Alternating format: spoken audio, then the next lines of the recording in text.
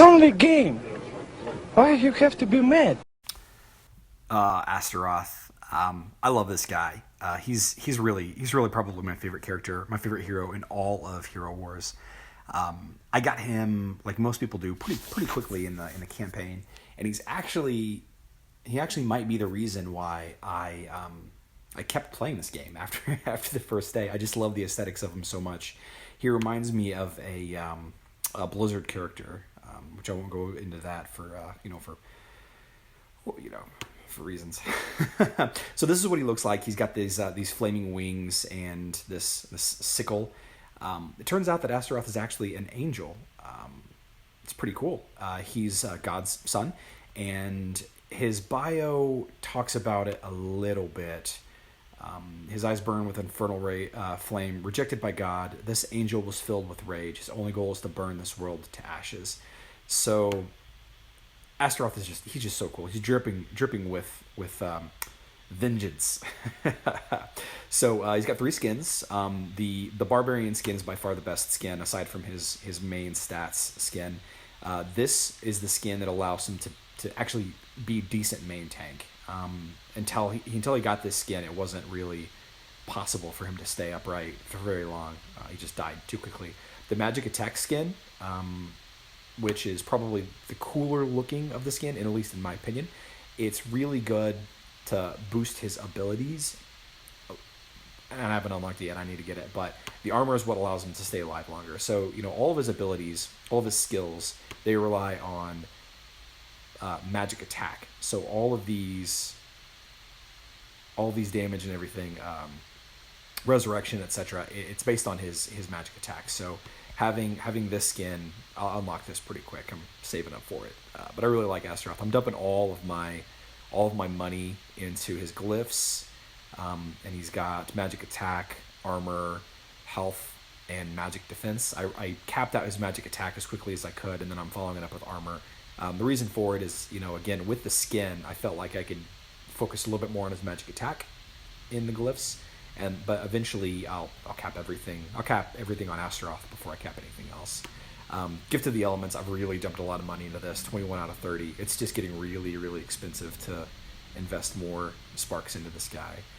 And then his artifacts, his surge ability, his 9-second buff is plus armor for your entire team. This is great. You pop this ability right before your enemy, or right as soon as your enemy activates their mass damage AoE, physical attacks, or if there's a big hit incoming, pop this to negate some of the damage to you or your team. His book is the Defender's Covenant, just plus armor, plus magic defense, pretty balanced there.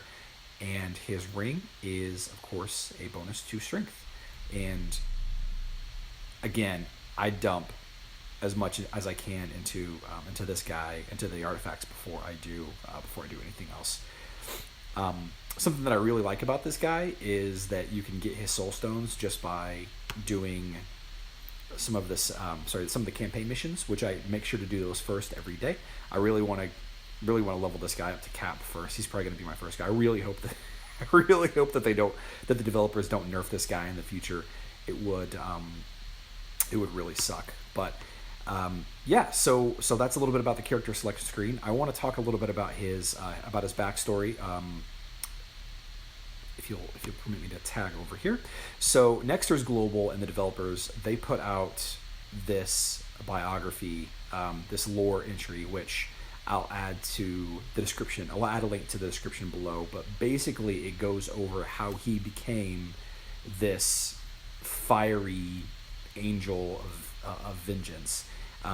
I suggest you read it. Highly suggest you read it. In fact, if you check out all of the stories of the Guardians, there's they're doing. I think they're going to get to everybody, but a big part of the backstory of this game can be explored just by spending a little bit of time reading. So, it turns out Astaroth, as an angel, was kind of a jerk. He would play tricks on his siblings, mocking the archangels. But what's there to be afraid of when your dad's God, effectively? So something that I didn't know is he wanted to have an affair with Lilith, another hero. in Hero Wars, which I actually don't have unlocked. But it's because of this that ultimately led to his becoming the flaming archangel. So he assumed the appearance of Archdemon, which is one of the main bad guys in the game, and they had their little love affair. She fell in love with him. They became married, whatever. But Astaroth, being the jerk that he is, he grew bored with her and decided to basically return to heaven.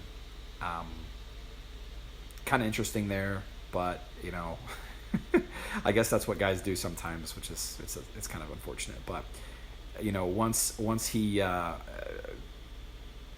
realized that his wings had been replaced with flaming wings, that's when he kind of realized that his father's love was not infinite, and he kind of fell from grace. So now he joined the Guardians to fight fiercely against the Archdemon's hordes and earn the right to return home. He doesn't deserve to return home. He's kind of a jerk, like I said, but so again, please check out this story. And now I'm going to talk a little bit more about his stats. Okay, so let's talk about Astaroth's stats. He's a tank. He fights frontline. His strength is his main stats. He's got 3 skins. With all of his skins fully leveled up, everything maxed out, he is roughly 28th as far as actual power. That is the power ranking of a hero. Really on paper, he's not that good. It's really his abilities that makes him shine. In fact, in his strength ranking, overall, he's 7th. In health, he's 10th. In armor, he's 5th. So he's definitely an armor hero. His magic defense is 14th, actually, overall, which kind of sucks. And then, of course, intelligence 25, agility 20th, physical attack 24th, magic attack 24th. And so like I said, pretty middle of the road stats. It's where his abilities mixing with others that really allows him to shine and be a great addition to most team compositions. Astaroth's abilities, 4, just like everybody else. His gray ability is Flame Veil, casts a shield that blocks physical damage on the entire friendly team.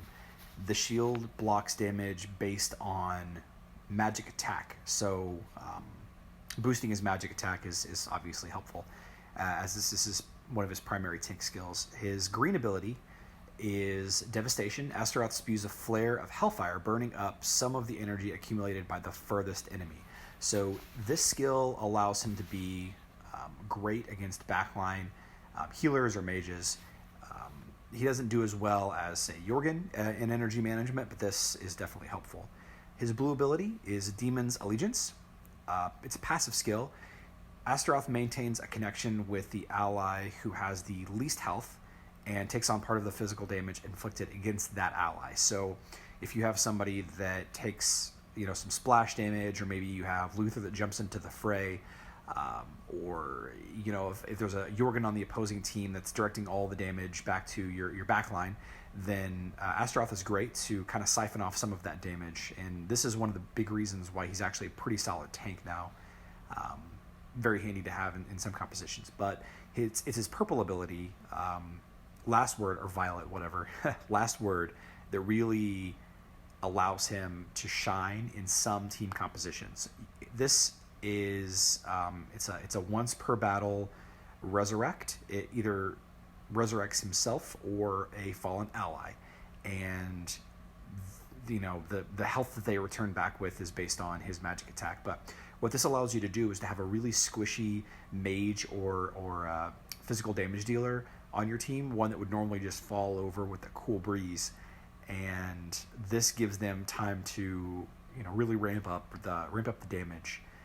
It's really great in the Lars Krista team, because Lars just dies. It's good with any team that has a very, very soft high damage dealing target. So, like I said, it's this last word ability that really allows him to shine in certain compositions, even though he's not the best tank. But yeah,